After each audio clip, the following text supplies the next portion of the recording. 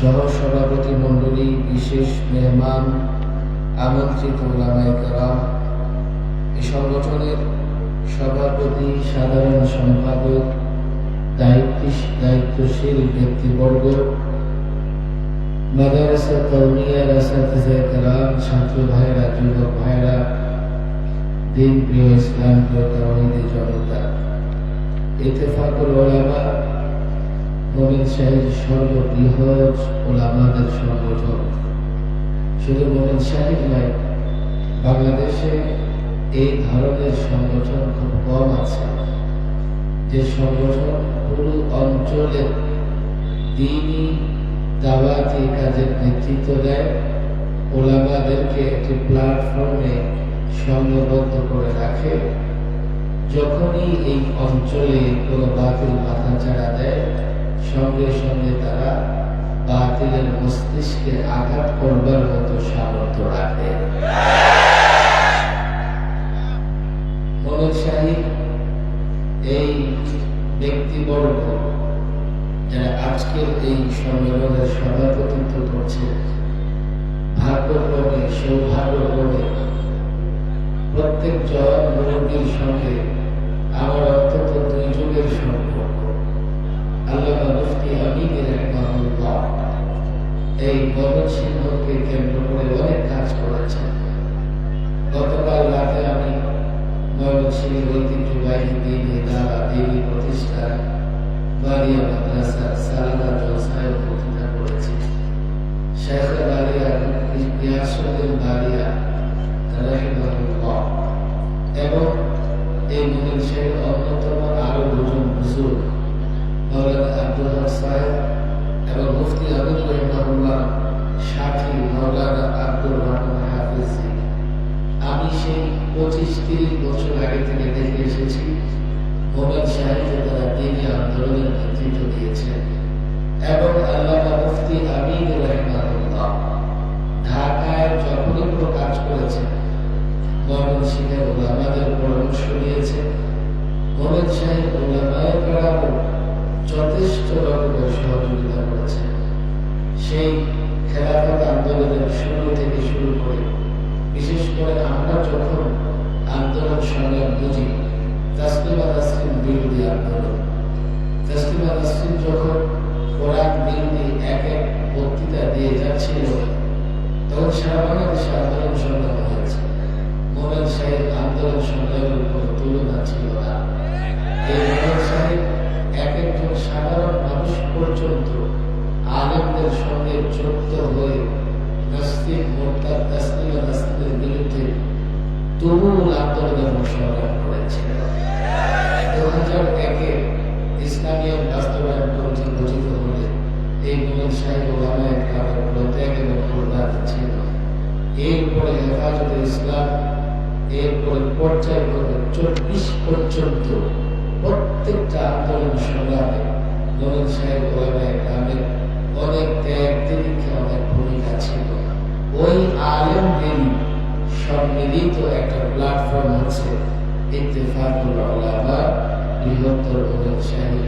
আমি যতদূর জানি এই সংগঠন আশেপাশের নানা জেলায় তারা কমিটি করতে সক্ষম হয়েছে। এই সংগঠন পুরো মজবুত একটি সংগঠন এবং ময়দানে যারা আমরা এসেছি, বসে আছি, আমি যতদূর দেখতে পাচ্ছি এখানেও 95 আলেম এবং মাদ্রাসার ছাত্ররাই হবে। সংগঠন উলামাদের সহযোগী মাদ্রাসার ছাত্ররা, মাদ্রাসার শিক্ষকগণ এবং মোমিন শাহীদ একটা বড় বাস্তবতা হচ্ছে, অন্যান্য জেলায় যখন দ্বীনি কোনো কাজ হয়, উলামাদের ব্যাপারে সাধারণত আলেমরাই ময়দানে নামে, কিন্তু মোমিন শাহীদে যখনই উলামায়ে কেরাম ময়দানে নেমেছে, আমরা দেখেছি তাদের সঙ্গে সাধারণ মানুষও যুক্ত হয়েছে। কথা ঠিক না? এটা মোমিন শাহীদ উলামাদের একটা সফলতা। আমরা যতক্ষণ পর্যন্ত সাধারণ মানুষকে আমাদের আন্দোলন সংগ্রামের সঙ্গে সম্পৃক্ত করতে না পারব, ততদিন আমরা চূড়ান্ত বিজয় অর্জন করতে পারব না। যদিও আজকের এই প্রোগ্রামে ওলামায়ে কেরাম মাদারিসে দুনিয়া স্কুলের ছাত্ররা বেশি, কিন্তু আজকের এই প্রোগ্রাম থেকে নতুন করে একটা সিদ্ধান্ত নিতে হবে, প্রতিজ্ঞাবদ্ধ হতে হবে যে এখন ঠিক এই সময়ে দ্বিতীয়বার যখন নতুন বাংলাদেশ আমরা পেয়েছি, বাংলাদেশকে নতুন ভাবে পেয়েছি, সেই নতুন বাংলাদেশে আমরা আবার নতুন উদ্যমে ওলামাদের কাজের সঙ্গে দেশবাসীকে, সাধারণ মানুষকে সম্পৃক্ত করার চেষ্টা করব।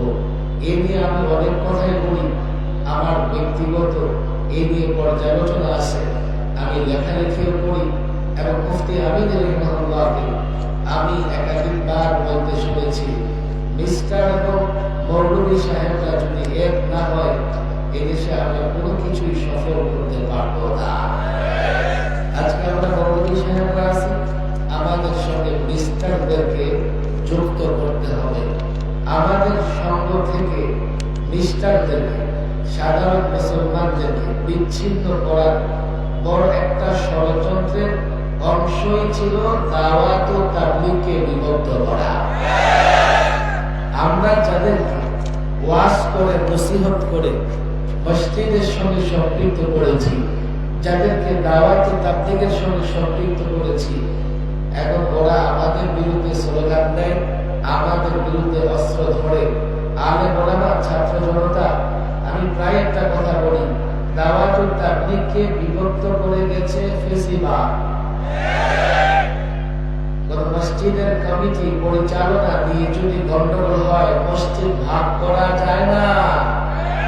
কোন একটা সূত্র ধরে মীমাংসায় বসতে হবে এবং এর একটা অথরিটি হবে, কমিটি হবে, সে মসজিদ পরিচালনা করবে। কোন মাদ্রাসার কমিটি নিয়ে গন্ডগোল হলে মাদ্রাসা ডিভাইডেড, ভাগ করা যায় না। এগুলো পাবলিক প্রপার্টি, এগুলো আল্লাহ তাবারক ওয়া তাআলার সম্পদ, এগুলো ভাগ করা যায় না।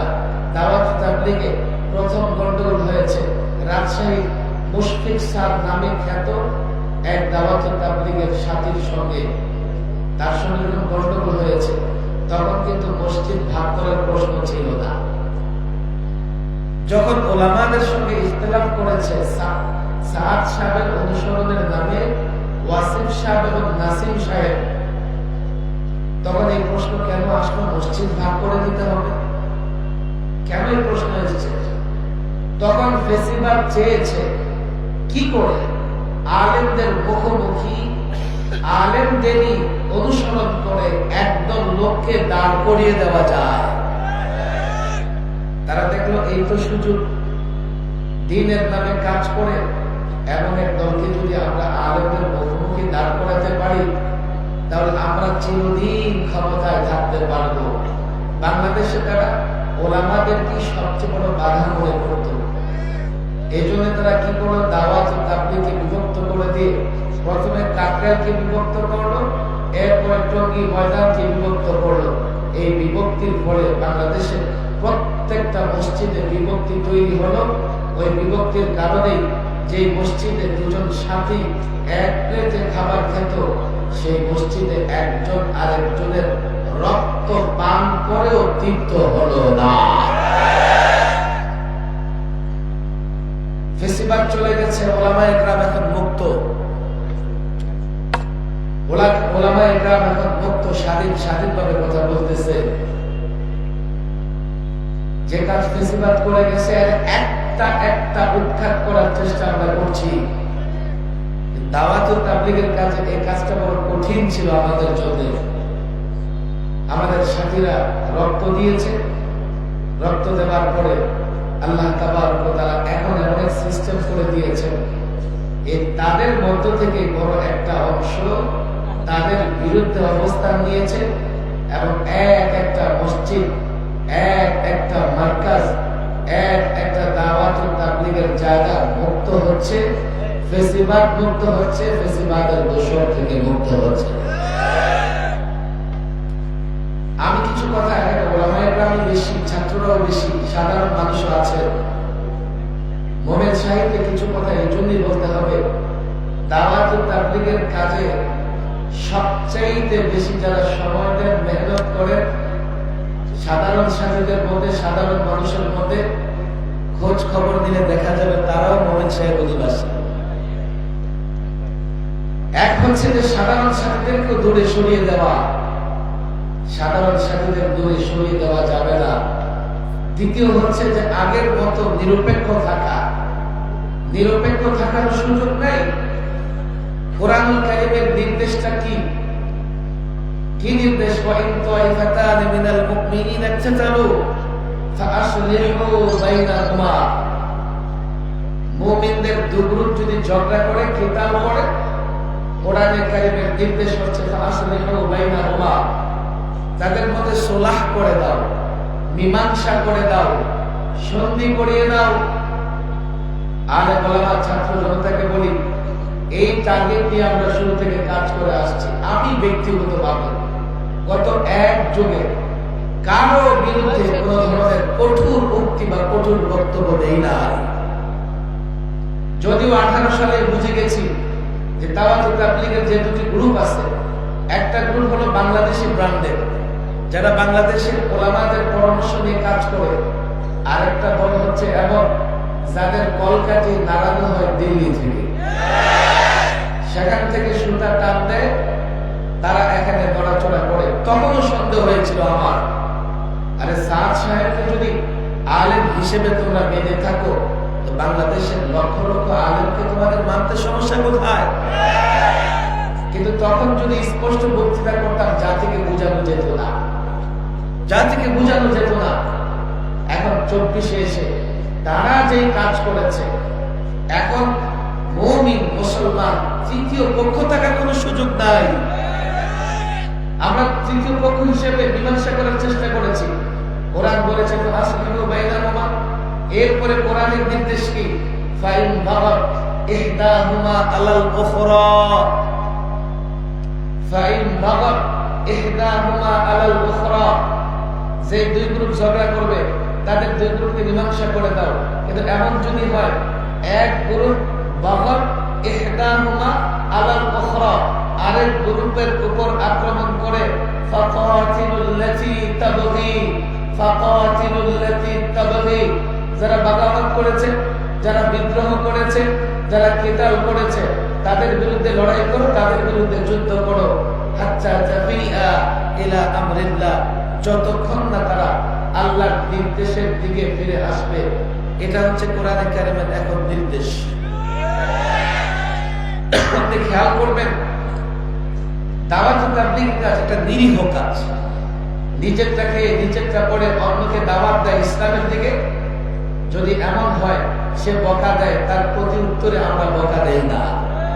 কেউ আঘাত করলেও আমরা তার হাত ধরে ক্ষমা চেয়ে নিই যে আপনি ব্যথা পেয়েছেন কিনা। এমন একটা নিরীহ জামাতের ভেতরে কারা ওই সমস্ত সন্ডা পান্ডাদের ঢুকিয়ে দিল যে নামাজরত অবস্থায়, তাহাজ্জুদরত, সিজদারত গোমন্ত সাথীদের হত্যা করতে দ্বিধা করলো না? ওরা কারা দাওয়াতুল তাবলীগে প্রবেশ করেছে? পৃথিবীর সবচাইতে বড় অপরাধ হচ্ছে হত্যাকাণ্ড সংগঠিত করা। কোরআনুল কারীমের আয়াত তেলাওয়াত করেছি, ওলামায়ে কেরাম বুঝে গেছে, ওমাইয়াকুতুল মুমিনান মুতাআম্মিদা, কোন মুমিনকে ইচ্ছাকৃত হত্যা করলে ফাজাযাহু জাহান্নাম খালিদান ফিহা, এক নাম্বার শাস্তি তার ঠিকানা জাহান্নাম। দুই নাম্বার কি? ওয়াগাদিবাল্লাহু আলাইহি, কেউ চায় না আল্লাহ তার উপর অসন্তুষ্ট হোক, কিন্তু এই ইচ্ছাকৃত যদি মুমিনকে হত্যা করে আল্লাহ তার উপর অসন্তুষ্ট হবেন।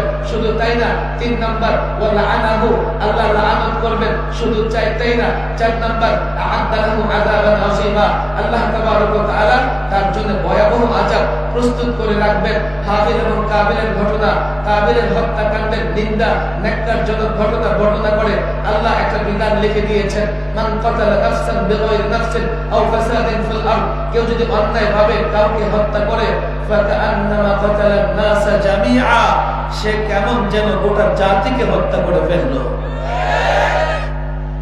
হাদিসের বর্ণনাগুলো এগুলো সামনে রাখা উচিত। সিবাবুল মুসলিমি ফুসুকুন ওয়া কিতালুহু কুফরুন, কোন মুসলমানকে গালি দেওয়া অন্যায়, মারাত্মক অন্যায়, এবং কিতাল করা কুফর, কুফরি কাজ, কুফরি কাজ।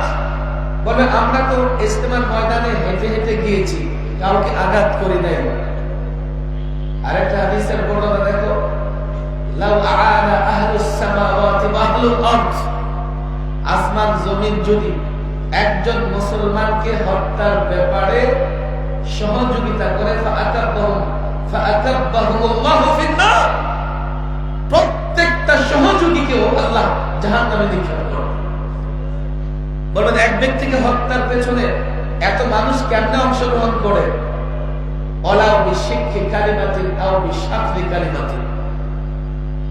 মুখের কোন বাক্য দিয়ে উস্কানিমূলক বক্তৃতা করে, হত্যাকারীর সঙ্গে হেঁটে হেঁটে তার শক্তি বৃদ্ধি করে, হত্যাকারীর পক্ষে স্লোগান দিয়ে যদি কেউ হত্যাকাণ্ডে সহযোগিতা করে, হত্যাকারীর পরিণতি তাকেও ভোগ করতে হবে।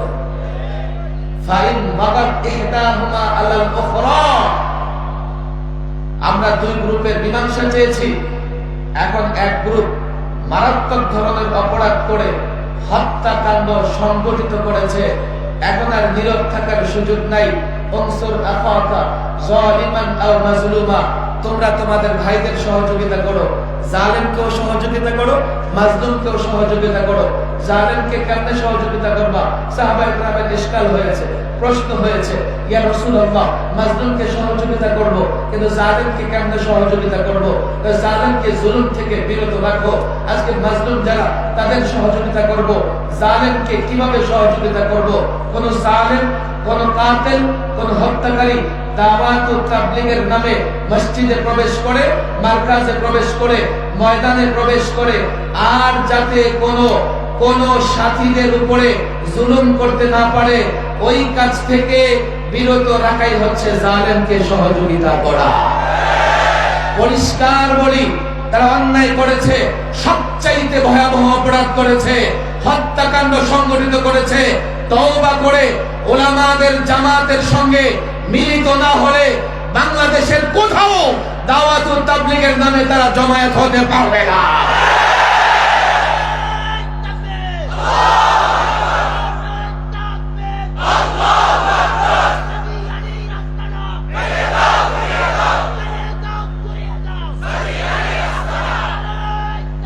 অনেক কথা মোমেন শাহের ওলামায়ে কেরামের বীরত্ব গাথা ইতিহাস আমার চোখের সামনে আছে। আমি ছাত্র হিসেবে এবং এরপরে লম্বা সময় আমি দেখেছি।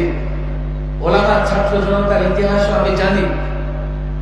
এই যে ঘটনাগুলো ঘটছে, এক একটা সময় ফেসিবাদীদের এক একটা লীগ বা এক একটা গোষ্ঠী ফেসিবাদকে ফিরিয়ে আনতেই নানা ভাবে নানা রকমের ষড়যন্ত্র করতেছে।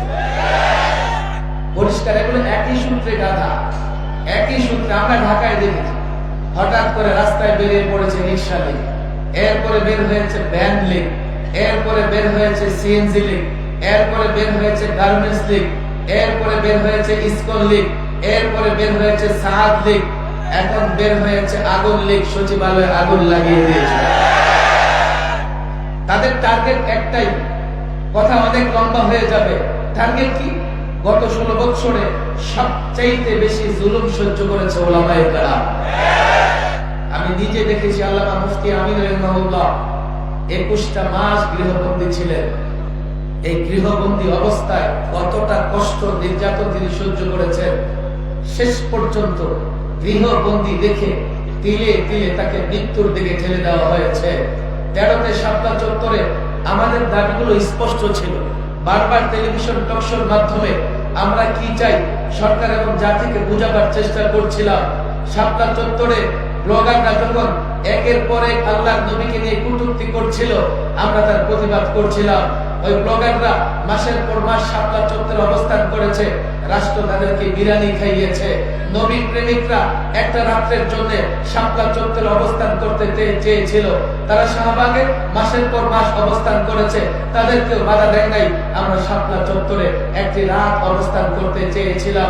লাইট বন্ধ করে, ক্যামেরা বন্ধ করে, টেলিভিশন চ্যানেল ব্যান করে 2.5 লক্ষ বুলেটে তারা সেদিন নবী প্রেমিকদের বুক যাত্রা করে দিয়েছিল। আমরা যখন নির্যাতন সহ্য করেছি, তো এক এক লীগ তখন তারা মনের ফুর্তিতে ঘি বাক্যে ঘাড় মোটা করেছে, তাদের অন্যতম স্কর। আর এই প্রত্যেকটা ফেসিবাদীদের দোষর এখন বাংলাদেশে ওলামায়ে কেরাম মুক্ত স্বাধীন, এটা তাদের পছন্দ হচ্ছে না। দুই নম্বর কথা, গত 16 বছরে রাষ্ট্রীয় নানান প্রতিষ্ঠান ছাড়াও ইসলামের ক্ষতি করবার জন্য এমন এমন জায়গায় তারা আঘাত করেছে। সবচাইতে বড় যে কাজটা তারা করেছে, 11তে সংবিধান সংশোধন করেছে। সংবিধান সংশোধন করে তারা 3টা মারাত্মক ধরনের কুফরি কাজ এবং অন্যায় করেছে। 1, 32 বছর আমার দেশের সংবিধানের ভেতরে বিসমিল্লাহির রহমানির রহিম ছিল, তুলে দিয়েছে। 2, 32 বছর আমার দেশের সংবিধানে আল্লাহর উপর আস্থা বিশ্বাসের কথা ছিল মূলনীতিতে, সেটা মুছে দিয়েছে। 32 বছর দেশের সংবিধানে সেকুলারিজম ছিল না, সেই সেকুলারিজম তারা এনেছে। একটা ইজম নয়। আমার দুর্ভাগ্য, আমি এই জাতির শিক্ষিত সমাজকে বুঝাতে পারি নাই পৃথিবীর একমাত্র সংবিধান যেই সংবিধানে 3টা ইজম আছে। আমার দেশের সংবিধানে 3টা মতবাদ আছে। সেকুলারিজম আছে, সোশ্যালিজম আছে, আবার ন্যাশনালিজমও আছে। এটা আমার দুর্ভাগ্য। আমার দেশের দুর্ভাগ্য, জনতার দুর্ভাগ্য শুরু হয়ে গেছে 71-এর পর থেকেই। 71-এ রক্ত দিয়ে আমরা একটা ভূখণ্ড পেয়েছি। 72-এ একটা সংবিধান রচনা করা হয়েছে।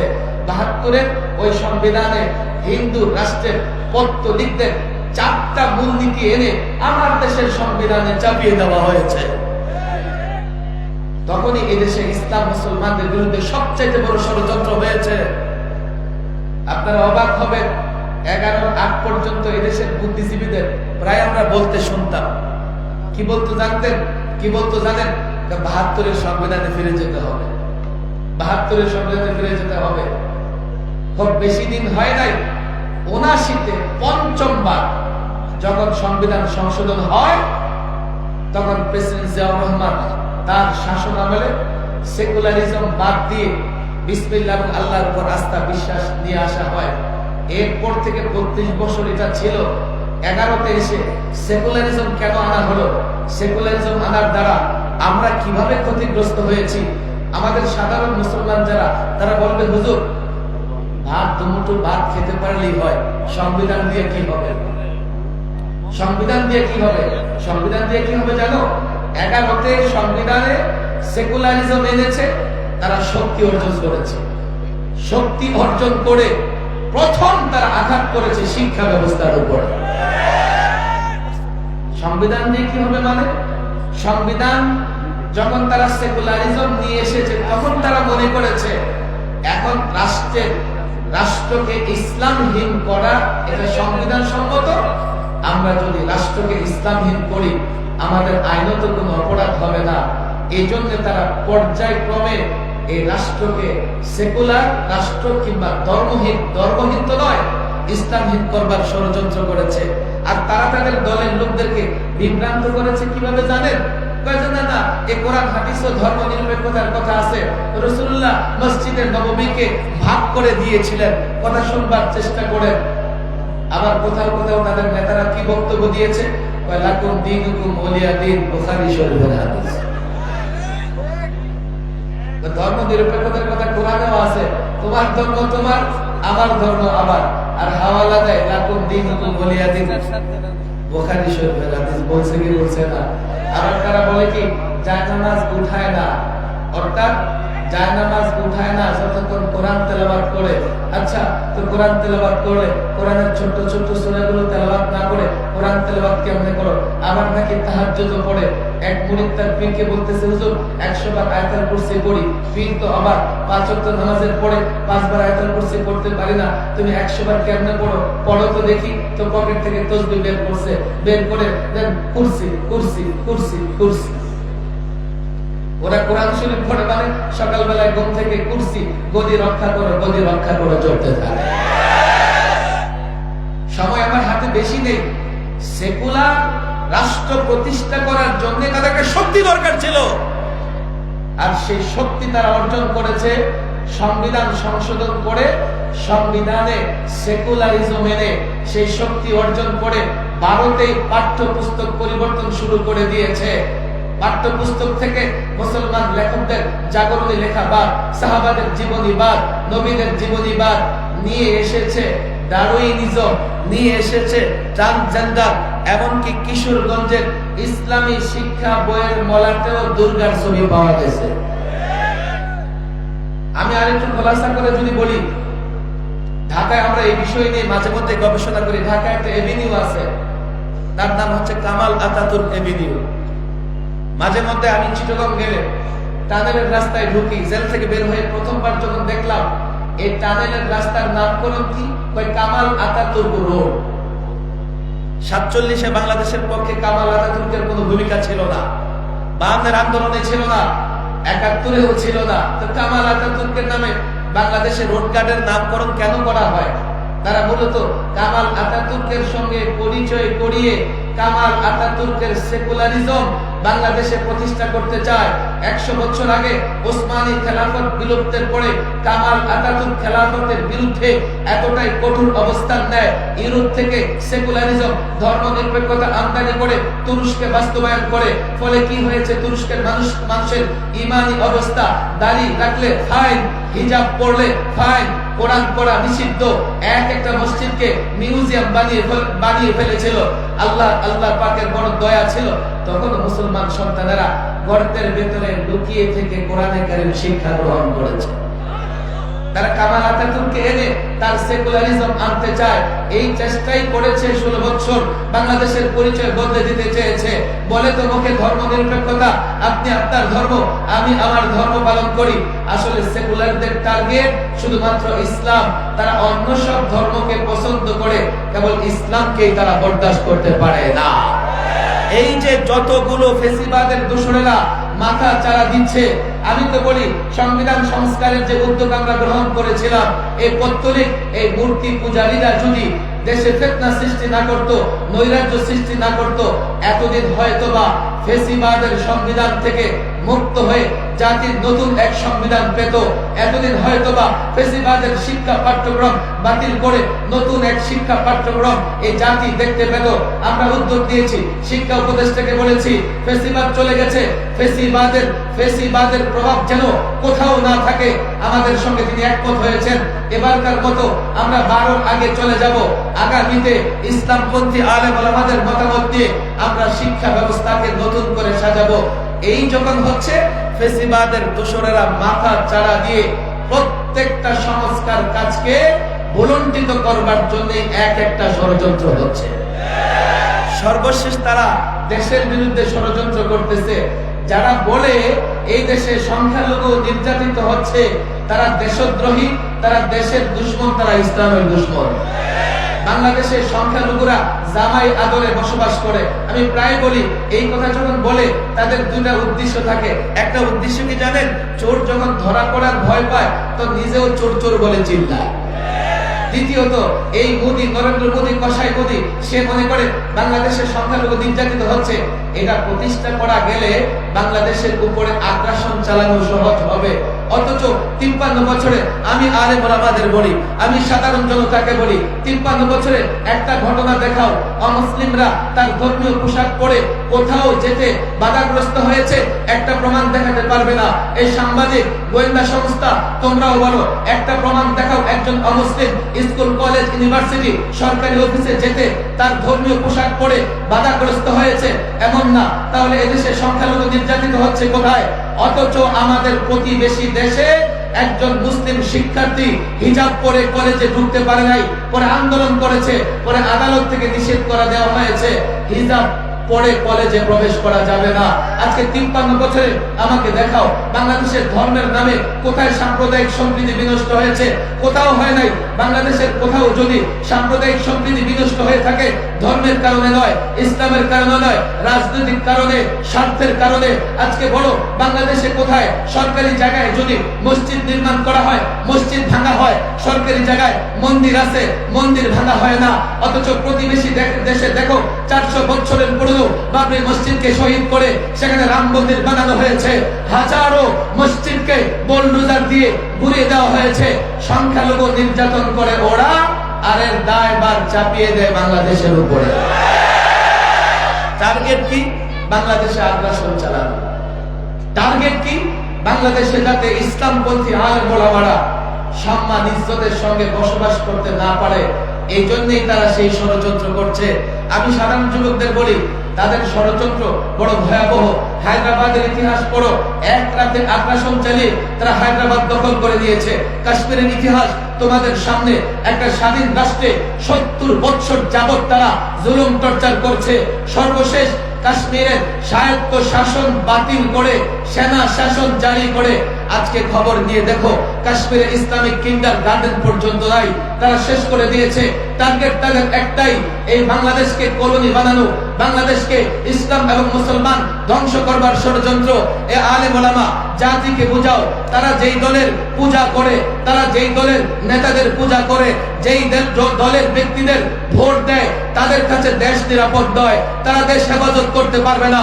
আমি তো পরিষ্কার বলি, বাংলাদেশের মানুষগুলো এখন দুই ভাগে বিভক্ত, একদল বস্তুবাদী আর একদল ঈমানবাদী। বস্তুবাদীরা যখন দেখে যারা আগ্রাসন চালাবে, এই প্রতিবেশী দুশ্মন রাষ্ট্র, তাদের রাষ্ট্র বড়, তাদের সংখ্যায় বেশি, তাদের জনগণ বেশি, সেনাবাহিনী মজবুত, তাদের অ্যাটম পাওয়ার আছে, এই বস্তুবাদীরা তাদের বিরুদ্ধে লড়াই তো দূরের কথা, তাদের বিরুদ্ধে কথাও বলতে পারবে না।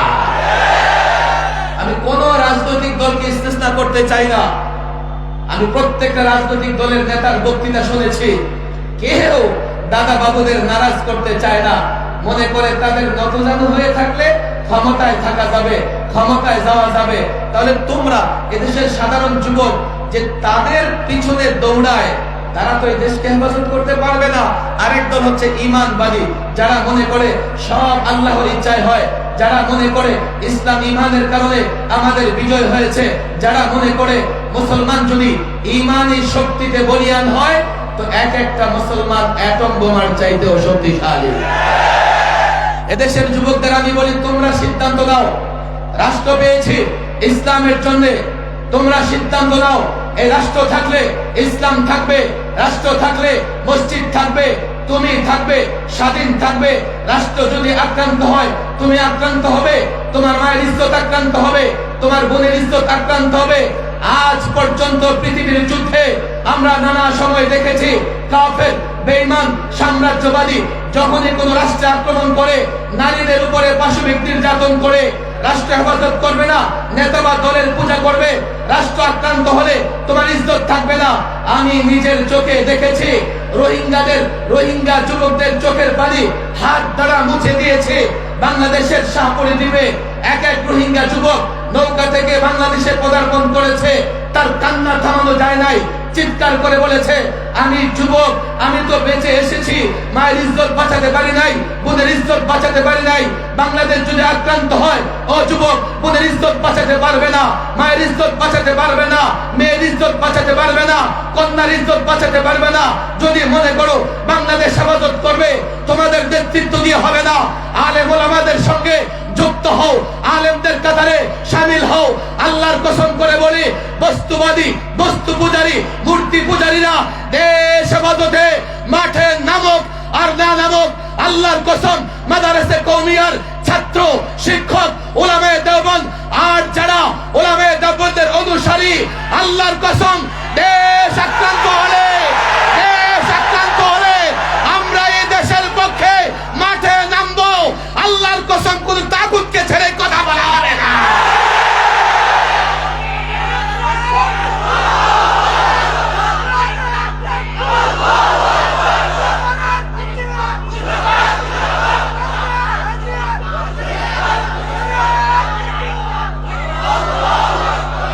আমাদের আকাবেরদের ইতিহাস দেখো।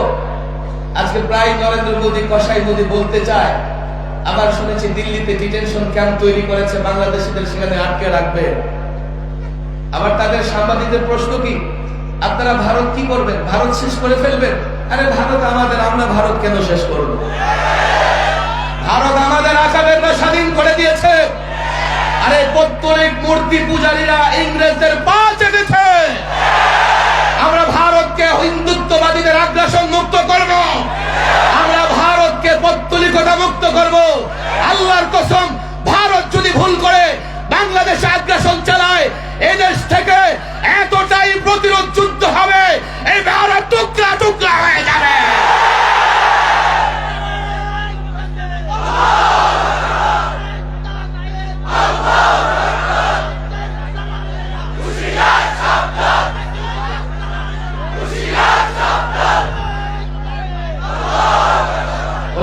কাছে আমার অনুরোধ, সজাগ থাকবেন, জাগ্রত থাকবেন, তাহলে আমাদের ঈমান কেউ চুরি করতে পারবে না।